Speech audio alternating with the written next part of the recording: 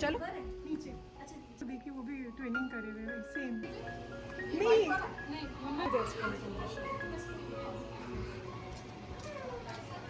वो नहीं आज हम लोगों की कवर कर माशाल्लाह से।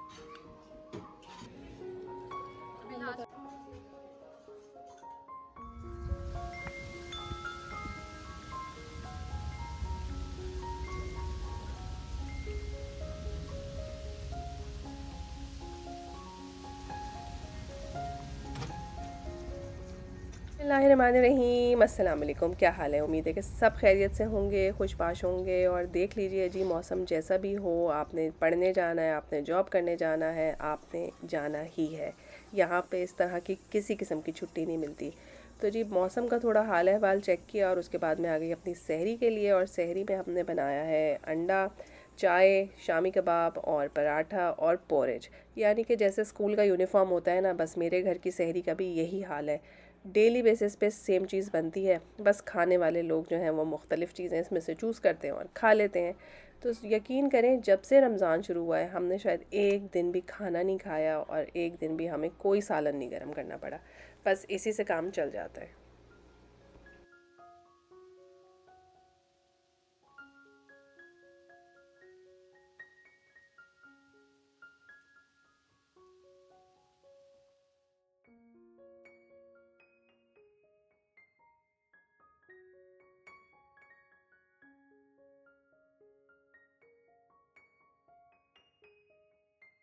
किसी शायर ने क्या खूब कहा है, सुबह होती है, शाम होती है, उम्र यूं ही तमाम होती है। तो बस जी, शेर में गलती हो तो उसके लिए माफ़ कीजिए। और देख लीजिए कि किस तरह से सहरी का टाइम जो है वो सुबह के टाइम में तब्दील हो गया और ज़िंदगी अपने हिसाब से चल पड़ी।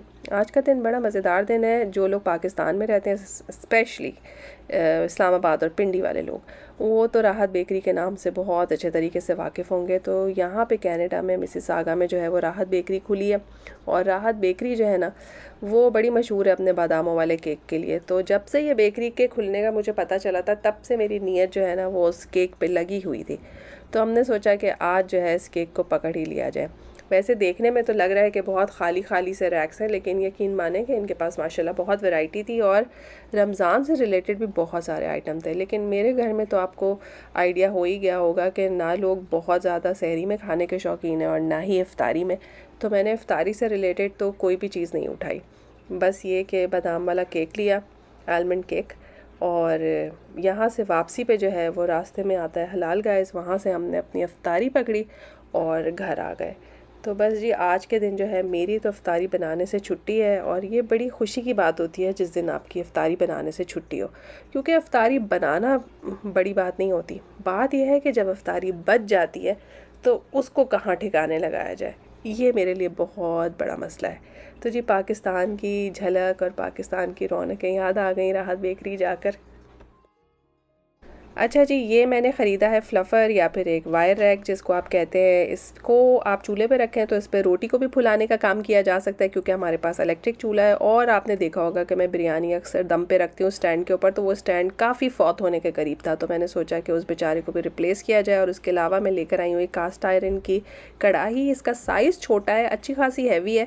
आई होप कि ये अच्छी चलेगी। तो अब इसको इस्तेमाल करने के लिए मैं काफ़ी एक्साइटेड हूँ, देखें कब इसकी बारी आती है।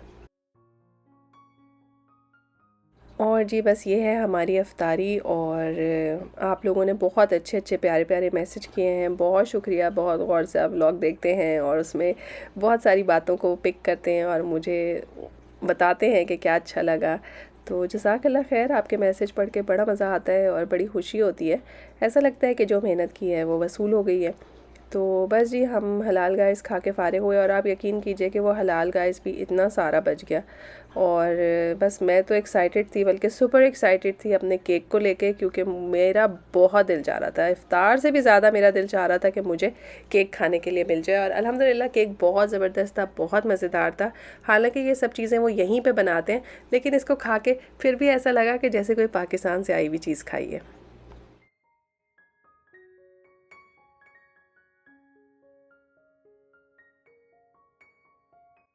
पिछले व्लॉग में मैंने आप लोगों को बताया था कि इस वीक में हमारी माशाल्लाह बहुत सारे इफ्तार के इनविटेशन है। अल्हम्दुलिल्लाह, अल्लाह ताला बुलाने वालों के रिस्क में इजाफ़ा करे और बरकत डाले और हम भी खैर आफ़ियत से अच्छे तरीके से मिल सकें।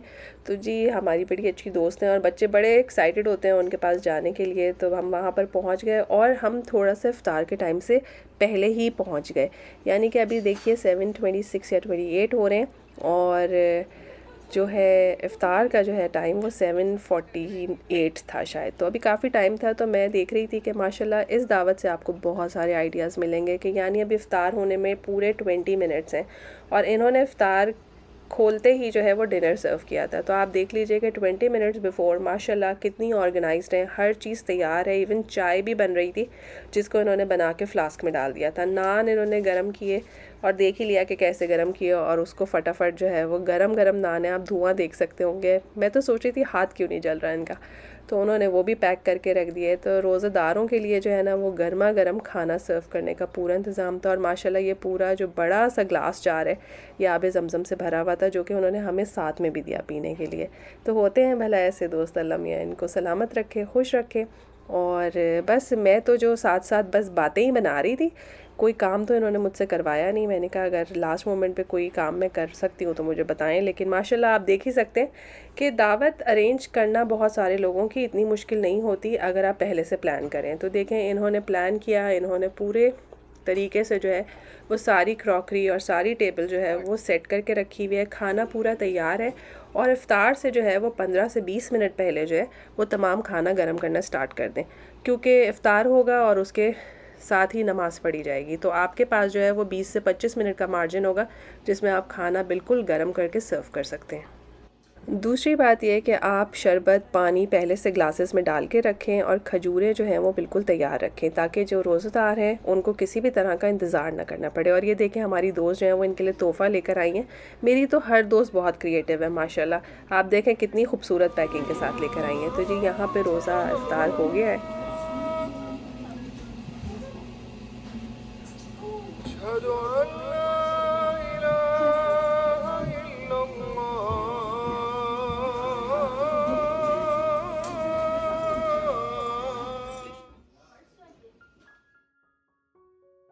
बाय द टाइम सब लोग नमाज़ पढ़ें और यहाँ पे देखें कि माशाल्लाह सर्विंग का काम स्टार्ट हो गया है। तो बस मेरा ख़्याल है कि एक आधे घंटे की हैसल होती है। आपने खाना सुबह से पका के रखा हो तो वो 30 मिनट्स जो है वो आपने थोड़ी सी स्पीड लगानी होती है और खाना सर्व करना होता है। उसके बाद तो बस जो मेहमान हैं वो अपना काम खुद ही कर लेते हैं, फिर आपको कुछ नहीं करना पड़ता। और जी ज़बरदस्त किस्म का मेन्यू था। मेन्यू इसी हिसाब से तैयार करें जैसे आपके मेहमान खाना पसंद करते हैं। अगर स्पाइसी खाते हैं तो थोड़ा स्पाइसी रखें, अदरवाइज़ जो है वो स्पाइस लेवल रमज़ानों में कम ही रखना चाहिए ताकि खाना खाने के बाद जो है वो किसी किस्म की बेआरामी ना हो। ठीक है।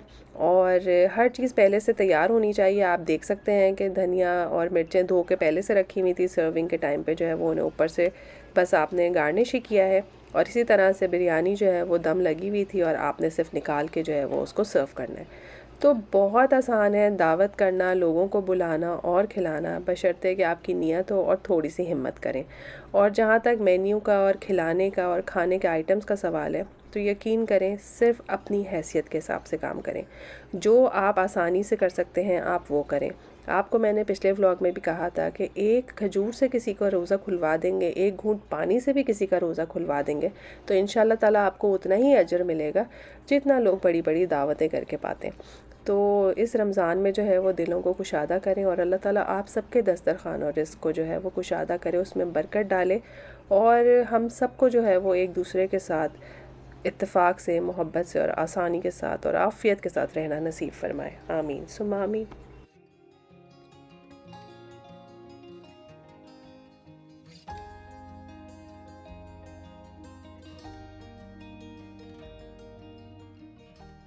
और जी ये है मेरा फेवरेट पार्ट आफ्टर दावत, क्योंकि आप रमज़ान हो, रोज़ा हो और चाय के इंतहाई शदीद तलबगार होते हैं अगर आप चाय पीने के आदी हैं। तो बस हम जैसे लोग जो हैं वो छोटे कपों से जिनका गुजारा नहीं होता उनके लिए उन्होंने बड़े बड़े से मग निकाले ताकि हम सुकून से बैठ के चाय पी सकें। और चाय किसी और ने बना के दी हो तो इससे बड़ी तो कोई नेमत है नहीं। तो जी खाने के बाद जो है वो मज़ेदार किस्म का मीठा ऊपर से क्रीम और बादाम डाल के सर्व किया इन्होंने। जिस तरह से क्रिंकल केक एक दफ़ा मैंने आपको बनाना सिखाया था, ये ऑलमोस्ट वैसी ही रेसिपी है। और उसके साथ खीर थी, और जी मेहमान केक लेकर आए थे तो उस केक का भी जो है वो यहीं पे इफ्तिताह कर लिया गया। क्योंकि रमज़ान के दिनों में प्लीज़ कोशिश करें कि लोगों के घरों में ऐसी चीज़ें लेके जाएं जो वो इस्तेमाल कर सकें। ये मीठे केक, डोनट आप खुशी से लेके तो आते हैं, लेकिन जिसके घर लेके जाते हैं वो उसको ख़त्म नहीं कर सकता।